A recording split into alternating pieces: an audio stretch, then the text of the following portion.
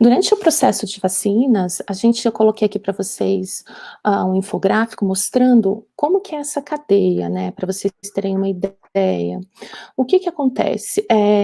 Geralmente você tem a produção, então, daquele volume muito grande daquele material. Hoje em dia a gente tem ouvido muito falar, né, do IFA, principalmente para Coronavac, que é aquele ingrediente farmacêutico ativo. Então você tem aquele volume daquele material produzido.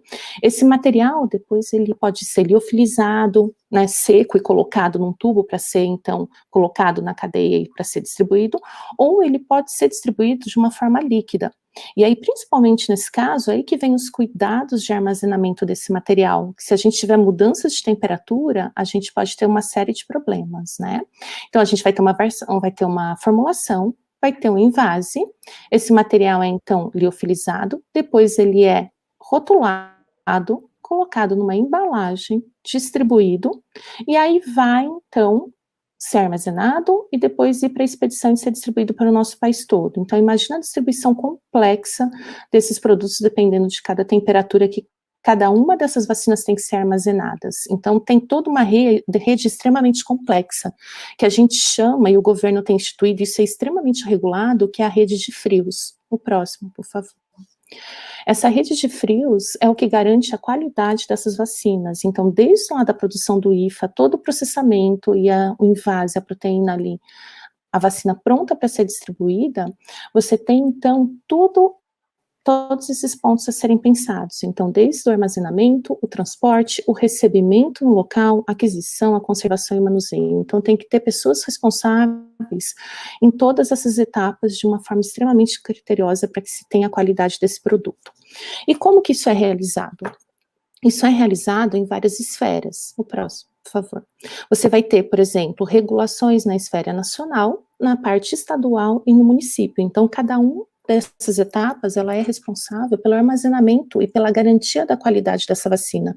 Não adianta nada a gente despachar, por exemplo, seja as vacinas produzidas no Instituto Butantan ou na Fiocruz, e depois chegarem lá num lugar super longe, no meio do Nordeste ou na Amazônia, por exemplo, e você ter essa vacina sem nenhuma atividade, né? Então, numa temperatura que foi armazenada de forma errada. Então, na esfera nacional, existe o controle, a Central Nacional de Rede de Frios, que eles controlam e fazem a distribuição depois para a rede estadual, de forma que isso vai para uma regulação regional e depois para o Centro de Referência de Imunobiológicos Especiais, no qual você já está numa esfera municipal, tá?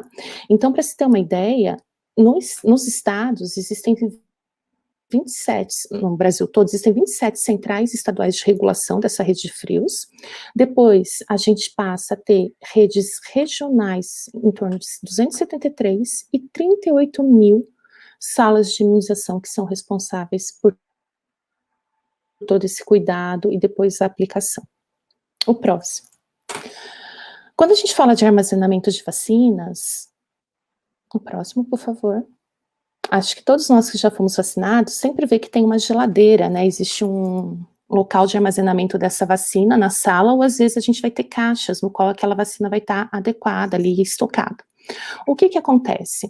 Existe uma regulação e um controle extremamente alto de como essa geladeira é organizada. Então, nesse refrigerador, vai se ter na parte superior no congelador gelos, né, ice gel que a gente chama, ou bobinas, que são aquelas nos quais vão ser alocadas em caixas depois para terem controles. Isso também é importante para que você regule a temperatura de toda a geladeira, caso tenha algum problema de armazenamento.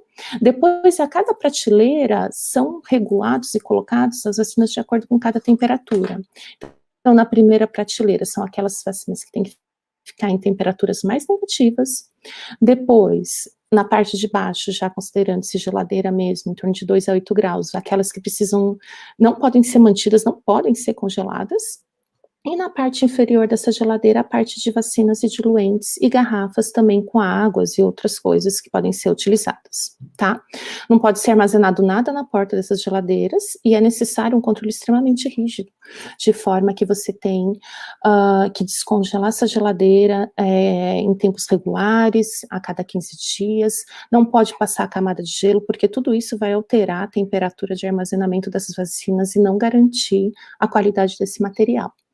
Aqui do nosso lado direito do slide, eu coloquei alguns tipos de termômetros que são utilizados para os controles dessas temperaturas. São todos calibrados, regulados, então eles podem ser de forma digital, linear, esse outro que é de forma de capelinha ainda, que é de mercúrio, mas é uma capelinha, com cabo extensor ou laser. Então, dependendo do local a ser testada a temperatura, um desses termômetros vai ser utilizado. Se forem caixas, também eles vão ser aplicados. E isso em nossos laboratórios a gente também utiliza constantemente para controle de qualidade, seja de ultrafreezer, de freezer, geladeira, banhos de água quente. Então, isso é extremamente crítico que esses controles também sejam bem regulados. O próximo, por favor.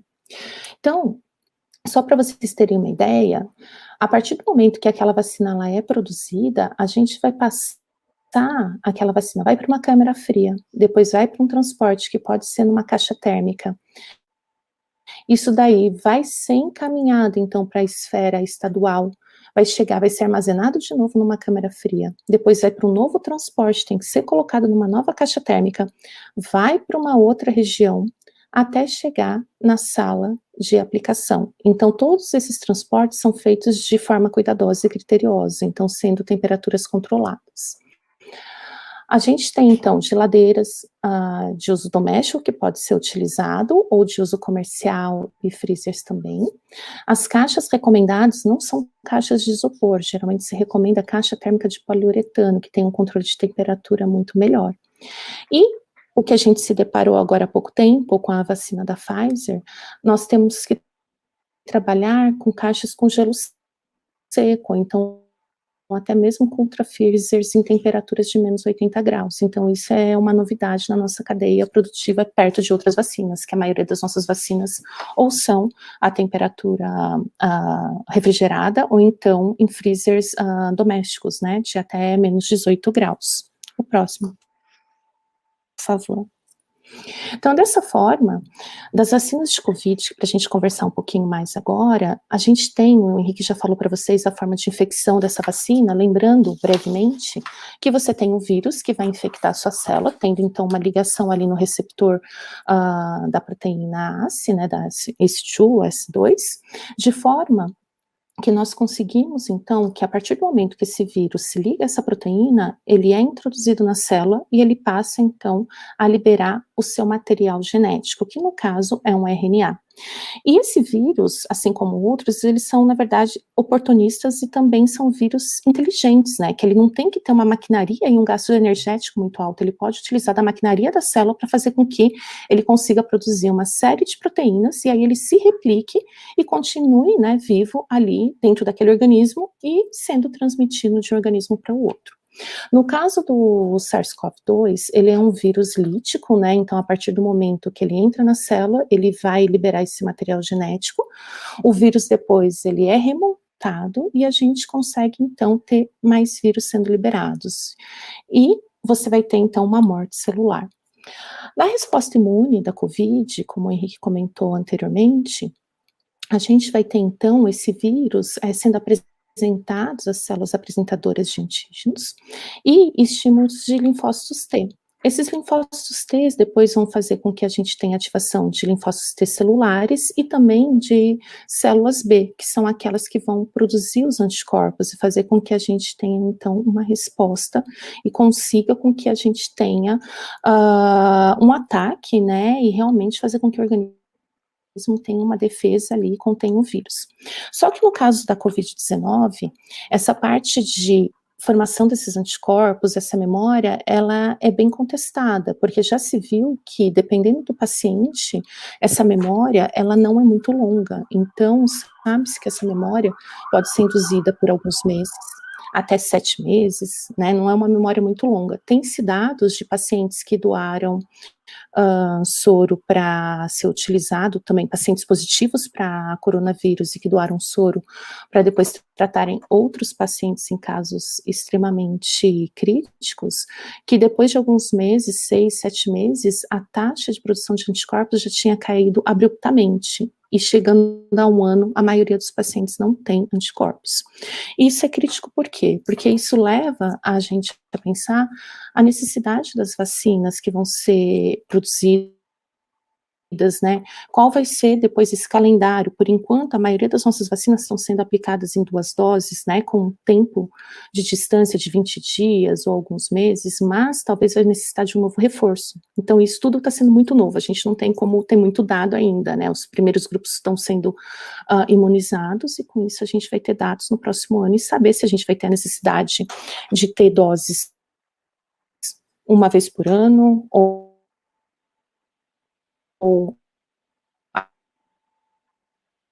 a cada 6 meses, né, ou se vão haver combinações, nada disso ainda foi testado, né, tem de apenas uma vacina, e aí vamos aguardar as recomendações da Organização Mundial de Saúde, como que a gente vai seguir para toda essa parte.